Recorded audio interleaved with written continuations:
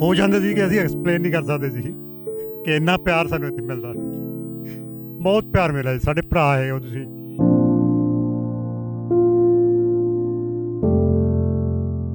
ਅਸੀਂ ਤਾਂ ਸਰਪ੍ਰਾਈਜ਼ ਸੀ ਜੀ, ਲੋਕੀ ਆਪ ਸਰਪ੍ਰਾਈਜ਼ ਸੀ ਜਦੋਂ ਸਾਨੂੰ ਅਸੀਂ ਦੱਸਦੇ ਸੀ ਉਹਨਾਂ ਨੂੰ। ਉਹਨੂੰ ਬਹੁਤ ਮਤਲਬ ਇੰਪ੍ਰੈਸ਼ਨ ਗਲਤ ਸੀ।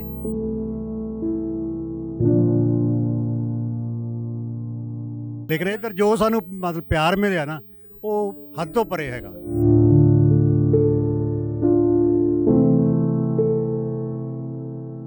ਸਗੋਂ ਲੋਕੀ ਤਾਂ ਇਹ ਕਹਿੰਦੇ ਸੀ ਵੀ ਤੂੰ ਤਾਂ ਅੱਜ ਤੱਕ ਗਿਆ ਨਹੀਂ, ਅੱਜ ਹੁਣ ਤੈਨੂੰ ਇੰਨਾ ਪਿਆਰ ਕਿੱਦਾਂ ਜਾਗਿਆ ਵੀ ਤੂੰ ਆਈ ਵਾਰ ਤਿਆਰ ਹੋ ਜਾਣਾ। ਤੇ ਲੋਕੀ ਬੜੇ ਸਰਪ੍ਰਾਈਜ਼ ਨੇ ਵੀ ਤੇ ਤੁਸੀਂ ਇੰਨਾ ਕਿਉਂ ਜਾਣਦੇ ਹੋ। ਮੈਂ ਉਹਨਾਂ ਨੂੰ ਫਿਰ ਇਸੇ ਕਰਕੇ ਦੱਸਦਾ ਨਾ ਵੀ ਉਹ ਲੋਕੀ ਬਹੁਤ ਪਿਆਰ ਕਰਦੇ ਨੇ, ਕੋਈ ਫਰਕ ਹੀ ਨਹੀਂ ਸਾਡੇ ਤੇ ਉਹਨਾਂ ਦੇ ਵਿੱਚ। ਅਸੀਂ ਇੱਕੋ ਹੈਗੇ, ਪੰਜਾਬੀ ਭਰਾ ਹੈਗੇ ਆ।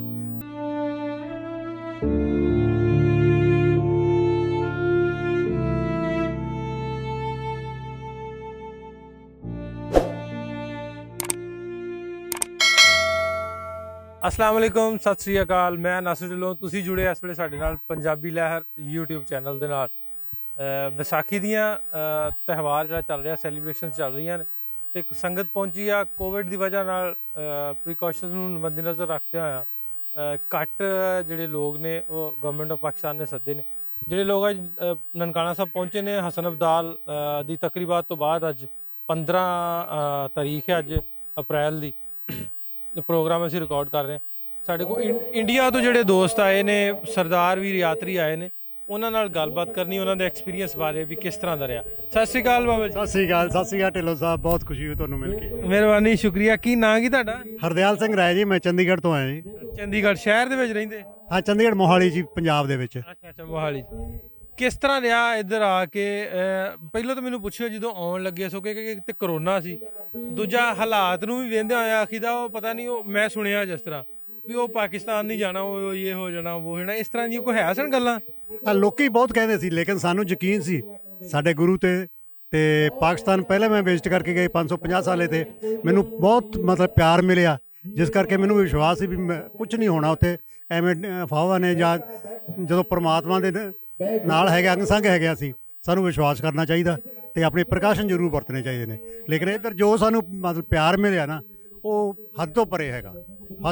ਕਿਸ ਤਰ੍ਹਾਂ ਦਾ ਸੀ ਲੋਕਾਂ ਦਾ? ਜੇ ਆਪਾਂ ਵਰਤਾਅ ਦੀ ਗੱਲ ਕਰਦੇ ਆ, ਇਹ ਗਵਰਨਮੈਂਟ ਲੈਵਲ ਤੇ ਜਾਂ ਲੋਕਲ ਲੋਕਾਂ ਦੇ ਵਿੱਚ ਜਦੋਂ ਗਏ ਆ, ਉਦੋਂ ਦੇ ਮੈਨੂੰ ਥੋੜੀ ਜਿਹੀ ਗੱਲ ਦੱਸਿਓ। ਨਹੀਂ ਜੀ, ਉਹ ਲੋਕੀ ਬੜੇ, ਅਸੀਂ ਤਾਂ ਸਰਪ੍ਰਾਈਜ਼ ਸੀ ਜੀ, ਲੋਕੀ ਆਪ ਸਰਪ੍ਰਾਈਜ਼ ਸੀ ਜਦੋਂ ਸਾਨੂੰ ਅਸੀਂ ਦੱਸਦੇ ਸੀ ਉਹਨਾਂ ਨੂੰ। ਉਹਨੂੰ ਬਹੁਤ ਮਤਲਬ ਇੰਪ੍ਰੈਸ਼ਨ ਗਲਤ ਸੀ ਕਿ ਪਾਕਿਸਤਾਨ ਇੱਦਾਂ ਕਰਦਾ ਤੇ ਪਾਕਿਸਤਾਨ ਇੱਦਾਂ ਕਰਦਾ।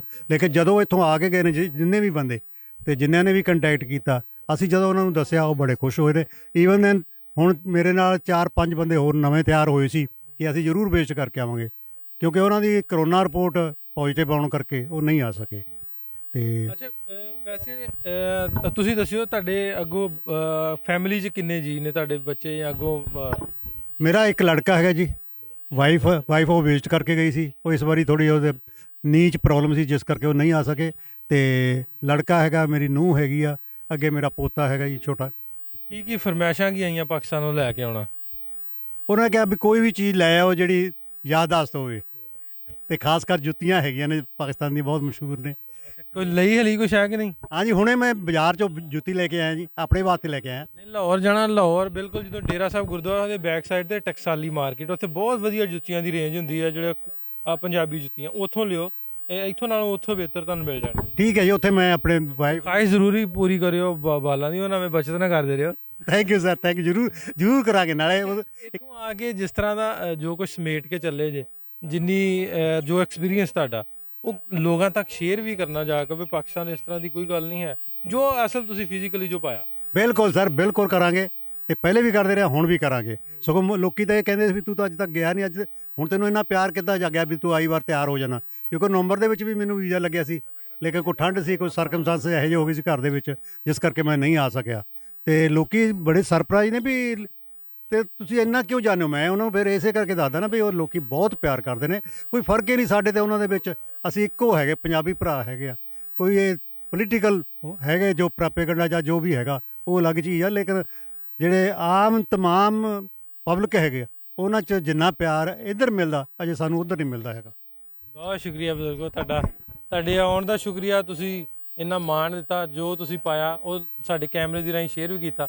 ਅਸੀਂ ਇਹੋ ਹੀ ਗੱਲ ਕਰਦੇ ਹੁੰਦੇ ਹਾਂ ਵੀ ਮੀਡੀਆ ਜਿਹੜਾ ਜੋ ਹੁਣ ਤੱਕ ਸਾਨੂੰ 70 ਵਰਿਆਂ ਤੋਂ ਵਿਖਾਇਆ ਗਿਆ ਵੀ ਉਹਦੇ ਬ੍ਰੈਕਸ ਲੱਗਦਾ, ਉਹਦੇ ਬ੍ਰੈਕਸ ਨਹੀਂ ਲੱਗਦਾ ਵੀ ਯਾਰ ਇਦਾਂ ਦੀ ਤਾਂ ਗੱਲ ਕੋਈ ਨਹੀਂ ਜਿਵੇਂ ਵੀਡੀਓ ਹੁੰਦਾ। ਬਿਲਕੁਲ ਬਿਲਕੁਲ ਲੱਗਦਾ ਜੀ। ਜਿੰਨਾ ਮਤਲਬ ਇੰਨਾ ਬੈਡ ਇੰਪ੍ਰੈਸ਼ਨ ਪਾਇਆ ਹੋਇਆ ਸੀ ਮੀਡੀਆ ਨੇ, ਪ੍ਰੋਪੇਗੈਂਡਾ ਕੀਤਾ ਹੋਇਆ ਸੀ, ਉਹਦੇ ਬਿਲਕੁਲ ਨੈਗੇਟਿਵ ਮਿਲਿਆ ਸਾਨੂੰ ਇੱਧਰ ਆ ਕੇ। ਮਤਲਬ ਜਦੋਂ ਅਸੀਂ ਗੱਲ ਕਰਦੇ ਇੰਨੇ ਭਾਵਕ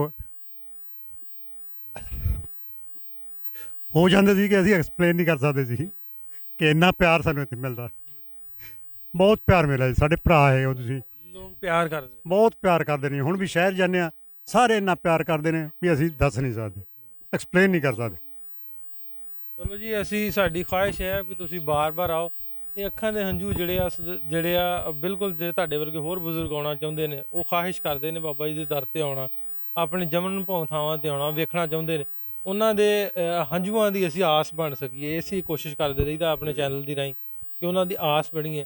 ਆਉਣ ਵਾਲੇ ਟਾਈਮ ਦੇ ਵਿੱਚ ਇਹ ਹਾਲਾਤ ਜਿਹੜੇ ਬਿਹਤਰ ਹੋਣ, ਬਾਰਡਰਸ ਜਿਹੜੇ ਨੇ ਉਹ ਜਿਵੇਂ ਕਰਤਾਰਪੁਰ ਖੁੱਲ੍ਹਾ ਵਾ, ਜਿੱਥੇ ਜਿੱਥੇ ਪਾਕਿਸਤਾਨ ਦਾ ਬਾਰਡਰ ਲੱਗਦਾ ਵਾ ਉੱਥੇ ਉੱਥੇ ਇੱਕ ਦੂਜੇ ਦੀ ਐਂਟਰੀ ਹੋਣੀ ਚਾਹੀਦੀ। ਮੈਂ ਤਾਂ ਪ੍ਰਮਾਤਮਾ ਨੂੰ ਦੁਆਵਾਂ ਕਰਦਾ ਕਿ ਤੁਹਾਨੂੰ ਬਹੁਤ ਲੰਮੀ ਉਮਰ ਹੋਵੇ, ਜਿਹੜੇ ਕਿ ਇਸ ਤਰ੍ਹਾਂ ਤੁਸੀਂ ਮਤਲਬ ਅੱਗੇ ਦੱਸ ਰਹੇ ਹੋ ਜਾਂ ਸਾਡੀ ਆਵਾਜ਼ ਨੂੰ ਦਿਖਾ ਰਹੇ ਹੋ ਪਬਲਿਕ ਦੇ ਵਿੱਚ। ਅਤੇ ਪ੍ਰਮਾਤਮਾ ਤੈਨੂੰ ਤੰਦਰੁਸਤੀ ਬਖਸ਼ੇ ਅਤੇ ਬਹੁਤ ਤਰੱਕੀ ਬਖਸ਼ੇ, ਬਹੁਤ ਲੰਮੀ ਉਮਰ ਦੇਵੇ। ਮੈਂ ਤਾਂ ਬਹੁਤ ਧੰਨਵਾਦ ਤੁਹਾਡਾ ਬਾਬਾ ਜੀ, ਬਹੁਤ ਧੰਨਵਾਦ, ਸ਼ੁਕਰੀਆ ਤੁਹਾਡਾ। ਤੁਸੀਂ ਵਾਰ-ਵਾਰ ਆਓ, ਰੱਬ ਸੋਹਣਾ ਤੁਹਾਨੂੰ ਮੈਂ ਕਹਿੰਦਾ ਹਰ ਸਾਲ ਕੀ ਹਰ ਮਹੀਨੇ ਦਰਸ਼ਨ ਕਰੋ ਆ ਕੇ।